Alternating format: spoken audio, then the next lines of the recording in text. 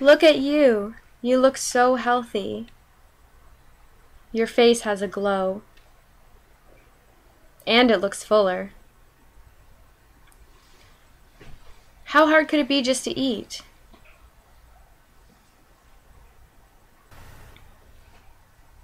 You've gained weight. Come on, you have your whole life ahead of you. Just forget about the past. Look ahead.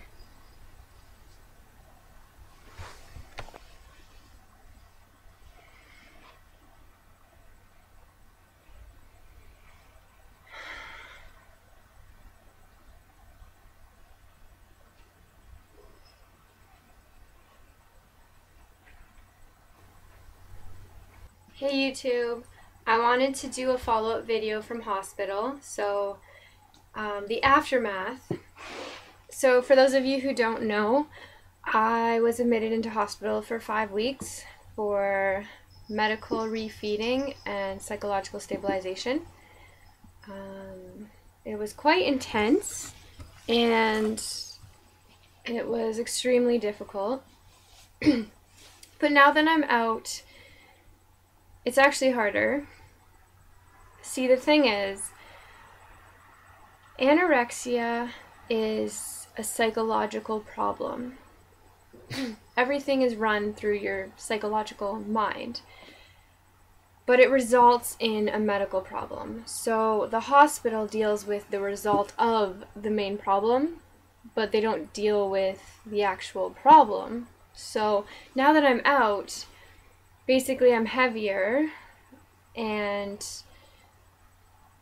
kind of I'm left to my own devices. So I haven't been doing well at all. I am trying to stay out of hospital. Yeah, I don't know. I'm really trying because hospital is not the cure or the answer. And that's a misconception that a lot of people have, is that, like, as you saw earlier in my video, just some of the comments I've received since being out. But like I said, it deals with the result of the problem, not the problem itself. So what now, right?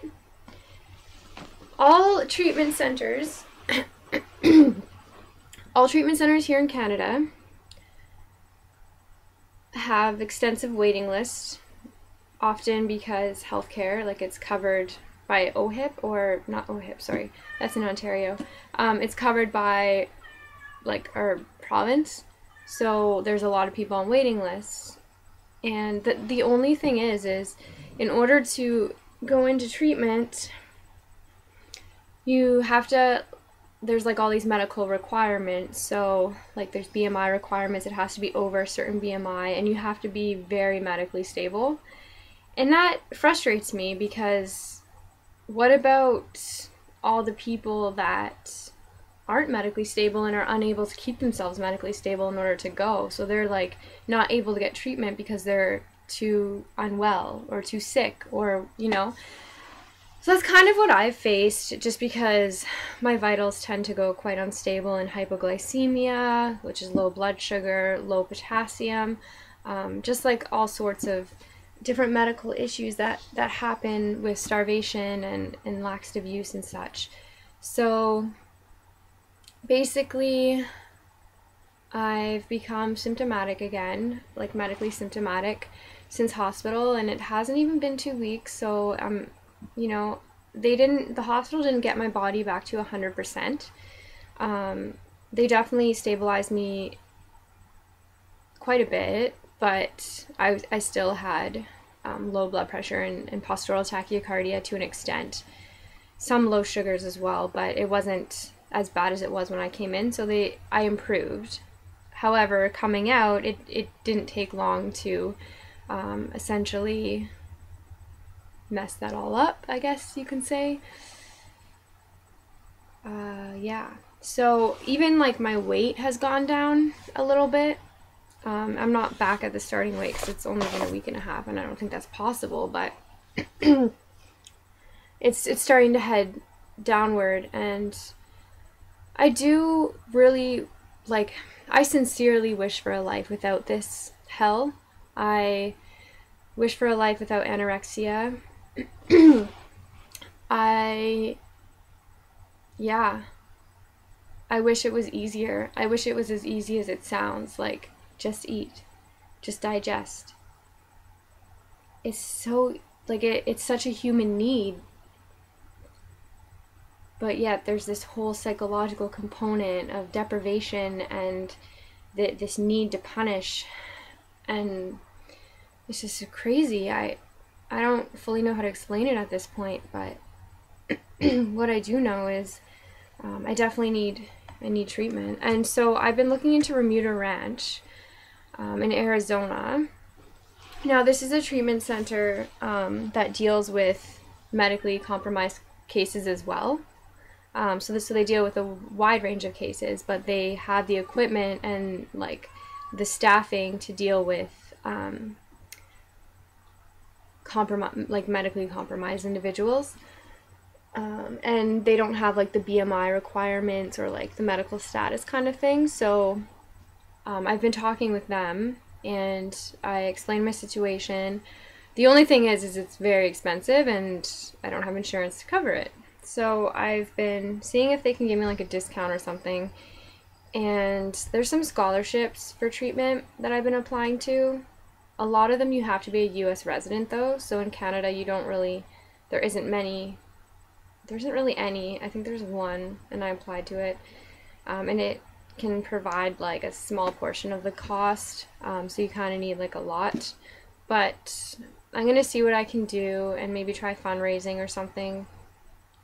Just because I can't be in this cycle of going in and out of hospital. And I know like it's such a tedious cycle, but it's so hard on the body and on the mind. And essentially it's, one of these times, it just takes one time to push it that much further and you're either fighting for your life or you're gone, so that's just the seriousness of this illness. And yeah, so for now, I'm just going to engage in my treatment team, try to stay out of hospital, and do what I can and try to get into some sort of treatment that will take me at some point.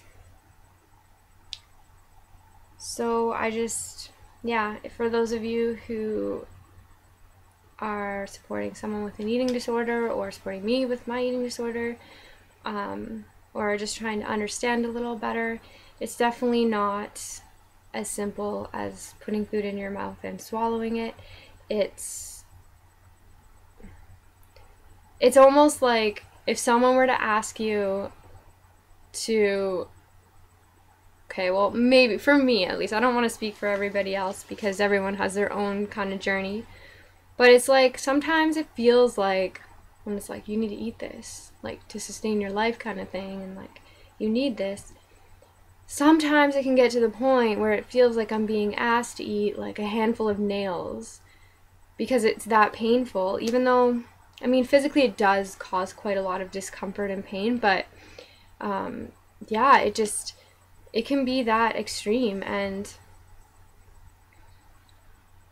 challenging. So I just encourage the individuals out there who are in a supportive role, just listen, be available, don't push too much.